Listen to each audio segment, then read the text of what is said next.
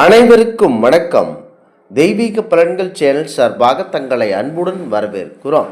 இன்று நம் காணொளியில் காண விரும்புவது மாசி மாதம் சனி பிரதோஷம் அன்று செய்ய வேண்டியவை என்ன என்பதை பற்றி இந்த காணொளியில் பார்க்கலாம். வாருங்கள் காணொளிக்கு செல்லலாம். மறக்காமல் ஒரு சப்ஸ்கிரைப் செய்யவும். சனி பிரதோஷம் அன்று அதிகாலை வேளை பிரம்ம முகூர்த்த நேரத்தில் எழுந்து குளித்து முடித்து விட்டு பரம்பொருள் சிவபெருமான் அவர்களுடைய நாமத்தை உச்சரித்து மாலை 4:30 மணியிலிருந்து 6 மணி வரை உள்ள நேரத்தில் உணவு உண்ணாமல் அல்லது எளிய சாத்வீக உணவுடன் விரதம் இருக்க வேண்டும். அந்த பரம்பொருள் சிவபெருமானை எண்ணி அதற்கடுத்தபடியாக சிவபெருமானுடைய ஆலயம் சென்று நந்திதேவர் மற்றும் சிவபெருமானுக்கு பன்னீர் பால் அபிஷேகம் செய்து எண்ணெய் தீபமேற்றி வழிபட்டு வர சனி தோஷம் மற்றும் கர்ம வினைகள் நீங்கி சகல சௌபாக்கியங்களும் நமக்கு உண்டாகும் என்பது ஐதீகமாகும். சனிக்கிழமை அதிகாலையில் எழுந்து நீராடினால் சிவனை மனதில் நினைத்து கொண்டு விரதத்தை தொடங்க வேண்டும். மாலை பிரதோஷ வேளையில் சிவாலயம் சென்று நந்தி பெருமானையும் சிவபெருமானையும் தரிசித்து உங்களுடைய மனக்குறைகளை இன்றைய நாட்களில் கூறி அந்த சிவபெருமானிடம் அருளை பெறலாம். சனி பகவானின் அருளை பெற பிரதோஷ தினத்தில் சனி பகவானுக்கு எள்ளெண்ணெய் நல்லெண்ணெய் தீபமேற்றி வழிபட வேண்டும். வில்வ இலைகளால் சிவனுக்கு அர்ச்சனை செய்ய வேண்டும். சிவபுராணம் தேவார பாடல்களை படிக்கலாம். பிரதோஷ நேரத்தில் பரம்பொருள் சிவபெருமானுக்கு தயிர், தேன், இளநீர், பால் போன்ற பொருட்களால் அபிஷேகம் செய்து வழிபடுவதென்பது சிறப்பு மிக்கது.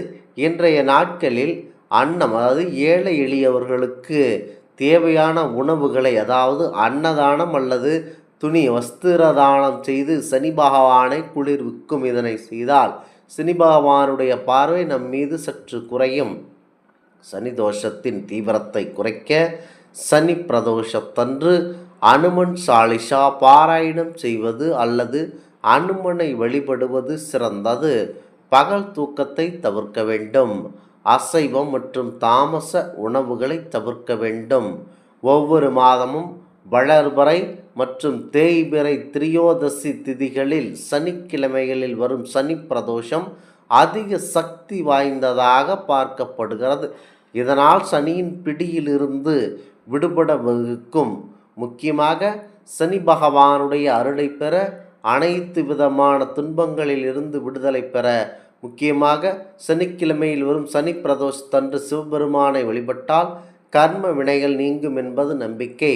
அன்று மாலை பிரதோஷ வேளையில் பரம்பொருள் சிவபெருமானுக்கு பூஜை செய்து சனி பகவானையும் வழிபட்டால் கிரக தோஷங்கள் நீங்கி வாழ்வில் நலம் பெறலாம். விரதம் இருந்து பரம்பொருள் எம்பெருமானை அருளை பெறுவதற்காக சரியான முறையில் வழிபட வேண்டும். முக்கியமாக ஒவ்வொரு மாதமும் 2 முறை பிரதோஷ விரதம் வருகிறது. கிருஷ்ணபட்சம், அதாவது தேய்பிறை மற்றும் சுக்லபட்சம் என அழைக்கப்படும் வளர்பிறை சந்திரன் சுழற்சியில் இது நிகழ்கிறது. முக்கியமாக கிருஷ்ணபட்ச பிரதோஷ விரதம் என்று சிறப்புமிக்கதாக கூறப்படுகிறது. அது வேளையில் சனிக்கிழமையில் பிரதோஷம் வந்தால் அது சனி மகா பிரதோஷம் என்று கூறப்படுகிறது. இந்த விரதம் இருந்தது முக்கியமாக இந்து மதத்தில் முக்கியமானது. பிரதோஷ நேரத்தில் எம்பெருமானை வணங்கி விரதம் இருந்தால் சிவன் அருளால் கிரக தோஷங்கள் நீங்கும். சனி பகவானின் அருளால் கர்ம வினைகள் நீங்கி முக்கியமாக நமக்கு நன்மை நடைபெறுகிறது. ஒரு சனி பிரதோஷ விரதம் இருப்பது ஒரு ஆண்டு முழுவதும் பிரதோஷ விரதம் இருந்த பலனை தரக்கூடியதாகும். அதே போலத்தான் இந்த நன்னாளில் செய்யப்படும் விரதம், பூஜை, தானம் ஆகியவற்றிற்கு 10 மடங்கு அதீத பலன் கிடைக்குமாம். அதனாலேயே இதை சனி மகா பிரதோஷம் என்று சிறப்பித்து சொல்லுகிறார்கள். காலையில் சீக்கிரம் எழுந்து குளிக்க வேண்டும். சுத்தமான ஆடைகளை அணிந்து பூஜை அறையை சுத்தம் செய்ய வேண்டும். சிவனுக்கு பூஜை செய்ய வேண்டும். விளக்கேற்றி பழங்கள், பூக்கள், தூபம், தீபம், நெய்வேத்தியம் படைக்க வேண்டும். சிவமந்திரங்களை சொல்லி ஆரத்தி எடுக்க வேண்டும். மாலை பூஜைக்கான பொருட்களை சேகரிக்க வேண்டும். முடிந்தால் மீண்டும் குளித்துவிட்டு சிவபெருமானுடைய ஆலயத்திற்கு செல்ல வேண்டும். சிவலிங்கத்திற்கு தண்ணீர் ஊற்றி வில்வ இலைகளை, அதாவது ஊத்தமப்பூ, ஊமத்தம்பூ, தேன் போன்றவற்றை சிவனுக்கு படைக்க வேண்டும். சனி மகா பிரதோஷ விரத கதையை கண்டிப்பாக கேட்க வேண்டும். ஓம் நமச்சிவாய எனும் சிவ மந்திரங்களை சொல்லி நாம் அழைக்க வேண்டும். பூஜையின் முடிவில் பரம்பொருள் சிவபெருமானுக்கு ஆரத்தி செய்து நாம் கடைபிடித்த விரதம் மற்றும் பூஜைகளில் தெரியாமல் ஏதாவது தவறு நடந்திருந்தால் அதற்காக மன்னிப்பு கேட்க வேண்டும். இதனால் சிவபெருமான் மனம் மகிழ்வார். ஒரு விளக்கை ஏற்றி அரச மரத்தின் கீழ் வைத்து சனி பகவானுக்குரிய பிரார்த்தனை செய்ய வேண்டும். அவரது மந்திரங்களை பக்தியுடன் சொல்ல வேண்டும்.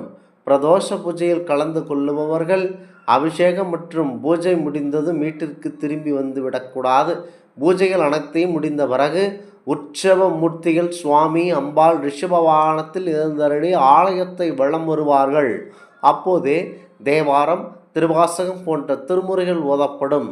அதை கேட்டுக்கொண்ட சிவமந்திரத்தை சொல்லியபடியே நாமும் சுவாமியுடன் சேர்ந்து ஆலயத்தை வலம் வர வேண்டும்.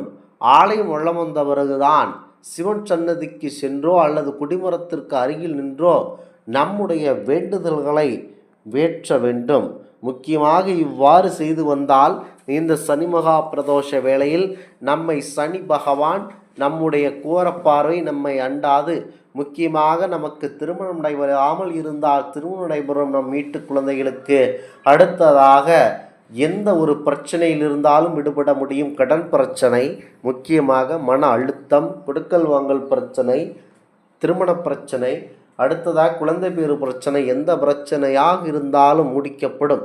முக்கியமாக பிரதோஷ வேளையில் எந்த ஒரு தோஷமாக இருந்தாலும் நமக்கு நல்லதாகவே நடைபெறும். பகல் தூக்கத்தை இன்றைய நாட்களில் தவிர்த்துவிட்டு அசைவம் மற்றும் தாமச உணவுகளை தவிர்த்துவிட்டு முக்கியமாக சிவபெருமானின் அருளை பெற நீங்கள் வேண்டிக் கொள்ள வேண்டும். இந்த ஆன்மீக தகவல் உங்களுக்கு பிடித்து இருந்தால் தெய்வீக பலன்கள் சேனலை கண்டிப்பாக சப்ஸ்கிரைப் செய்து கொள்ளவும்.